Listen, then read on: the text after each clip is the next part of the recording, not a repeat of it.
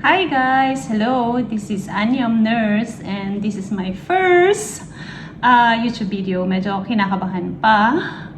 Hindi pa ako sanay. But I want to do this channel for my fellow nurses. Well, intro lang. I'm a Filipino nurse and I'm currently living and working here in Switzerland. I live in Germany for almost 8 years.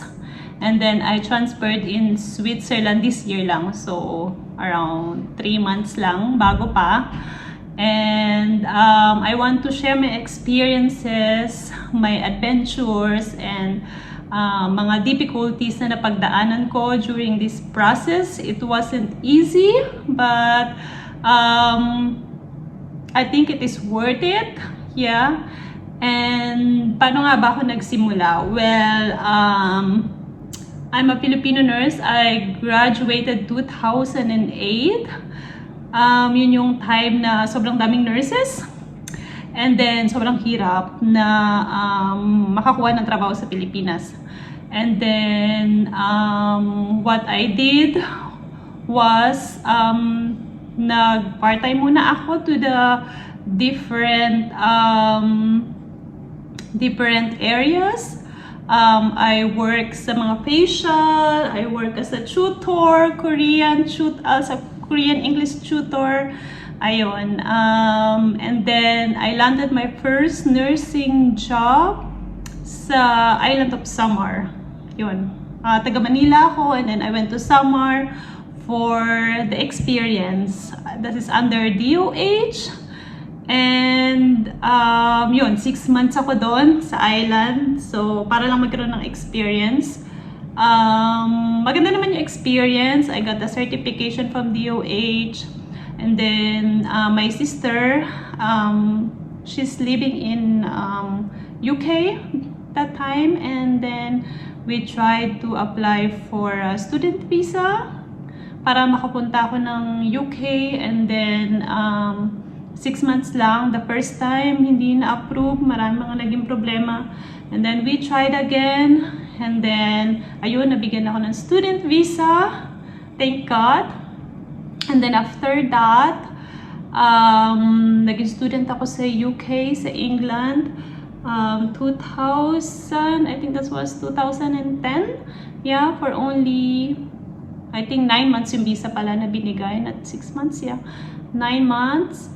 Hindi pa ako naka-work as nurse there kasi kailangan mo pa ng mga registration and kailangan mo ng IELTS. Wala pa akong IELTS that time. So, ang ginawa ko is nag-aral ako in an English course for 6 months. And then, nagpa-part-time ako sa nursing home. So, part-time ako ng nursing home. So, ano ako nun? Nurse assistant. Yeah, yun yung first job ko abroad. And then, masyadong mahigpit pa noon during that time sa UK. Now, medyo easier na. During that time, you had to undergo registration. You have to pass the IELTS. Kailangan mo na at least 2 years experience for the registration. So, unfortunately, hindi na approve ang aking extension of visa. And then, I had to go back to the Philippines. And then, bumalik ako ng Pilipinas. Naging tambay po ako for almost 1 year. And then, nag-work ako again sa isang telecommunication company. Yeah, kasi wala namang ibang opportunity during that time. Yun nga, sobrang hirap makakuha ng work as a nurse. And then, after that, what I did is nakakita ko ng opportunity naman going to Switzerland. Yun yung first experience ko sa Switzerland. It wasn't an easy journey as well. Yung tito ko, during that time, he's working in Switzerland. And then, yung boss niya, that time, naghahanap sila ng mga nurses in the Philippines for a project. So, it's not really an employment. It's just only 18 months project. This is project from so in between Switzerland and the Philippines. May project yon, 18 months and 20 nurses yung allowed. So yun, nakapasok ako doon. Yeah, to cut the long story short, nabigyan ako ng visa going to Switzerland, and nag-work ako doon 2012, I think. 20 nurses kami from the Philippines. Iba-ibang area kami. I was in a nursing home. Yeah, nag-study kami ng German only for 6 months. Rush course siya talaga. So, yeah, you have to survive. So, pagdating namin ng Switzerland, as in, the first time, sobrang talagang ang hirap. So, 18 months lang yon, 18 months lang nagtagal. But it was really a nice experience. Grabe na doon namin nakita talaga yung the salary, the standard, yung binibigay nilang words sa mga nurses. And then, unfortunately, yun nga, kasi project lang yun, 18 months lang talaga, hindi na naman na-extend. We tried to communicate pa sa mga employers namin through some agencies, but the government itself, hindi kasi sila nag-allow ng non-European, so non-EU. So if you're non-EU citizen, medyo mahirap to get through the process. Meron silang labor market na sinusunod. Yeah, so balik na naman ng Pilipinas, and then pag balik ng Pilipinas, tambay na naman ulit. Yeah, natambay na naman ako ulit for few months. And then, luckily, syempre, medyo marunong na ako mag-German, may experience na ako sa Europe, and I really want to go back to Switzerland again kasi iba, ang ganda ng kapaligiran, ang linis, mountains, nature, mahilig ako sa mountain, mahilig ako mag-hike, mahilig ako sa mga lake, as in, talaga ako, I'm a nature person. So, ayun. After nun, talagang nag-pursue talaga ako, nagtingin talaga ako ng mga agencies going abroad, going to Europe, talagang main target ko that time. Kasi naman sa Pilipinas mahirap, diba? Masaya talaga sa Pilipinas, but if you don't have a good job, good salary, so talagang you have to go out as a nurse. Yeah, may iba namang way, syempre, para maging successful. I'm not saying that you're not gonna be successful if you're in the Philippines. That is wrong. But during that time, I don't have the opportunity that I need para medyo umangat. So, talagang my hope that time is lumabas and to gain more experiences again. And luckily, in Germany, nag-open sila for the nurses. Nagkaroon sila ng talagang massive opening. May mga agencies na nag-open talaga for the Filipino nurses, kahit non-EU. So, nag-open sila doon.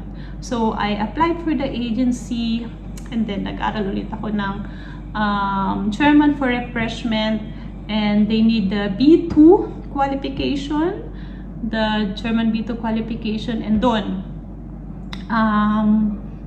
after that, nung napasa ko yung B2, and then nagkaroon ako ng chance to go back sa Europe, sa Germany nga, yun. So, yun, 2015, yeah, when we came to Germany, kasama ko yung friend ko, na galing din ng Switzerland, sabay kami. We went to Germany together, and then, ang first job din namin is sa Altersheim Pflegeheim, which is nursing home. Yeah, nag-undergo din kami ng Anerkennung or registration. I'll talk about it later kung paano yung naging processing sa registration ng Anerkennung or registration as a nurse in Germany. Kasi if you're nurse in the Philippines, so merong mga ibang pattern or meron ding qualification that you have to undergo. You have to what do you call that? Kailangan nila i-check yung mga hours, students, hours na ginawa mo during your Ausbildung or during your, sorry, mixed German and English, during your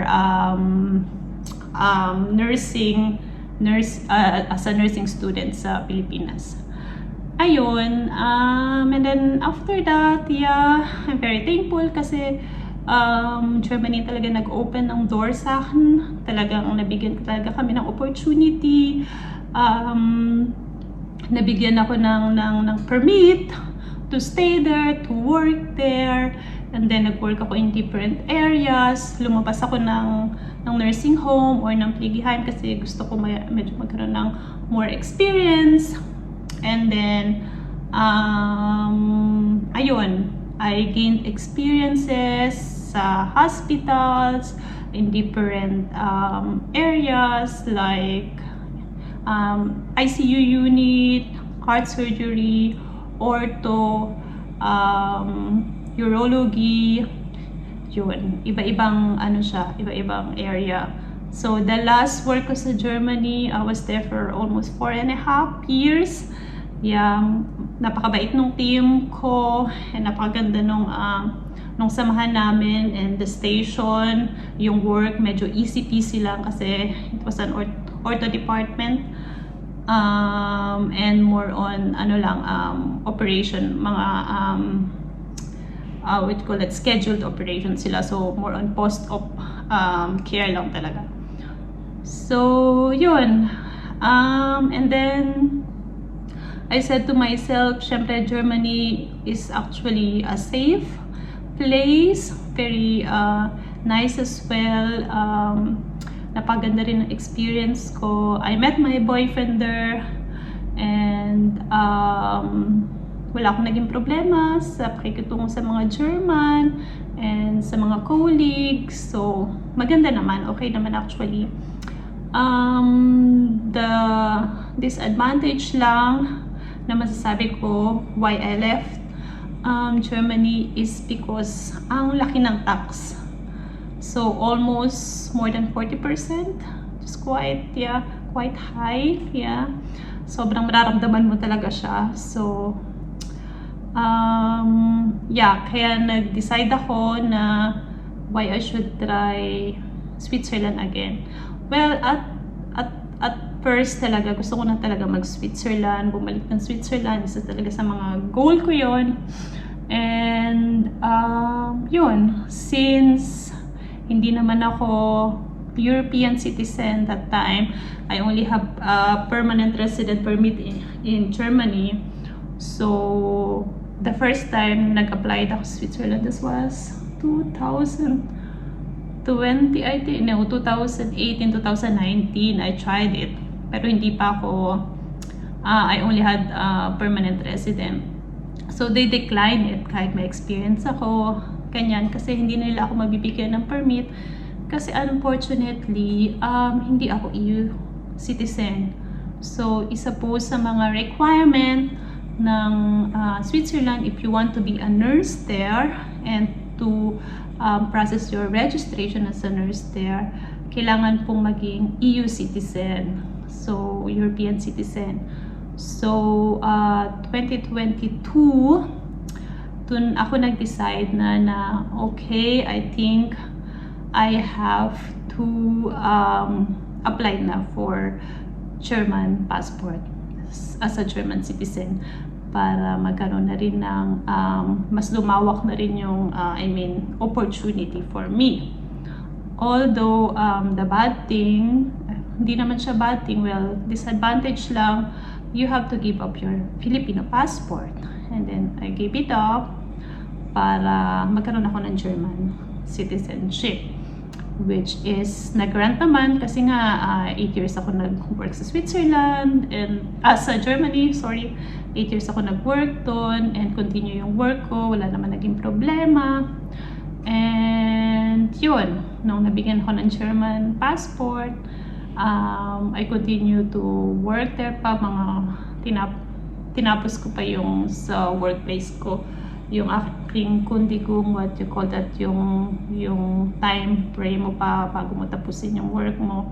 Nagpaalam ako and I said I would like to go to Switzerland and then mag-a-apply ako. So yun, mabait naman yung boss ko. So tinry ko mag-apply, nagpasa ko ng mga beberbong ko or applications sa Switzerland from here sa Germany. Yun, medyo maraming papers, pero nag-grant naman, wala naman naging problema. So yun yung journey ko. Paano ko nakarating dito? Medyo mahaba, no? Ang haba nun. Yeah, now I'm in Switzerland. So 3 months na ako dito. I work here as temporary or travel nurse. Sinasabi nila, travel nurse in English. Sa German, Zeitarbeit ang tawag nila doon. Here, temporary ang tawag nila doon.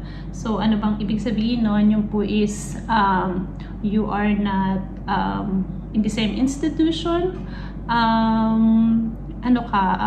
You have a decision which institution you want to work and what area and what shiftings or yung tinatawag na kung gusto mo ba in the morning lang or afternoon lang or how many % you're working, so more flexible. Kasi ang tagal ko na nag-work talaga na as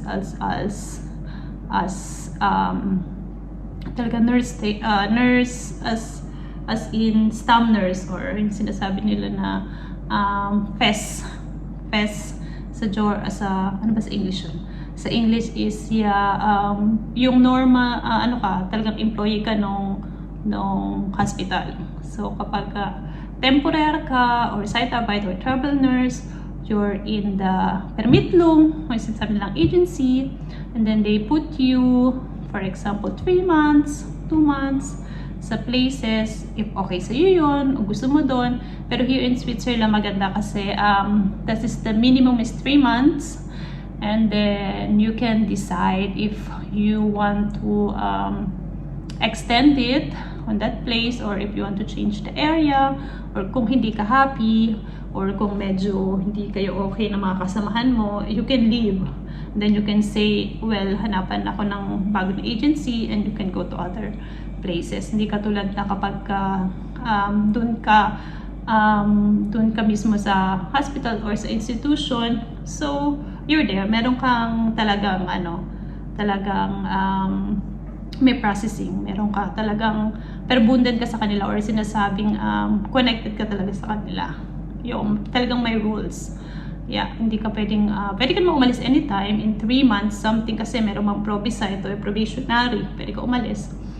But mostly yun nga, sa temporary mas flexible ka. O sa travel nurse, medyo flexible ka.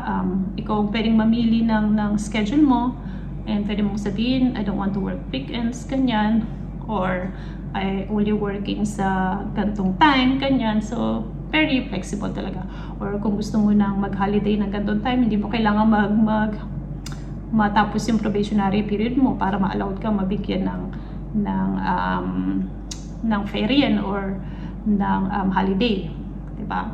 So yun yung start ng work ko dito. So 3 months ako sa Canton Hospital in area ng Araw.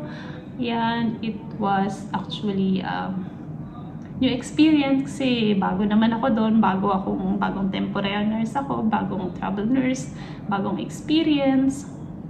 So, yun po yung journey ko. In my next video, I will explain to you the why did I choose yung temporary or also travel nurse first here in Switzerland. Bakit yun yung naging option ko. And here in Switzerland, kung may kumpara ko lang siya, first experience lang, syempre malaki talaga yung difference ng sahod here. So almost 2 times, and kapag travel nurse ka, more than nagbabari siya ng more than 3 times higher than in Germany, and mas mababa yung tax here.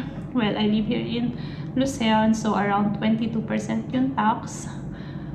So now, right now, if you can see so euro is actually lower than the francs. Before, mas mataas ang euro. Ngayon, ano na, very, mas mataas ang Swiss francs. So, Swiss francs, I think, yesterday, chinek ko, 63 na siya. 63 pesos for 1 francs. And euro, I think, 60. Yun. So, makikita mo, syempre, pag nagpapadala ka sa Pilipinas, diba? Parang, mas malaki ang exchange, 'di ba? Mas maganda. Yun, thank you for watching me, and sa next video ko I will explain more and mag-share ako ng more adventure and experience ko here. Medyo mahaba na yata yung nakwento ko. And I show you some places yung mga napuntahan ko dito sa Switzerland. This is such a paradise. My dreamland actually. Yeah. Beautiful place, as in the backdrop, the nature, stunning talaga. Parang grabe talaga, parang I can't believe until now na I'm living in a place na talagang pinupuntahan talaga ng maraming tao, and dream talaga ng maraming tao. So I'm very grateful and happy, and I know it wasn't easy, pero dun sa mga fellow nurses ko dyan na nasa Germany na or nasa Pilipinas pa, na they would like to go to Germany for the experience, and they would like to go to Switzerland in the long run.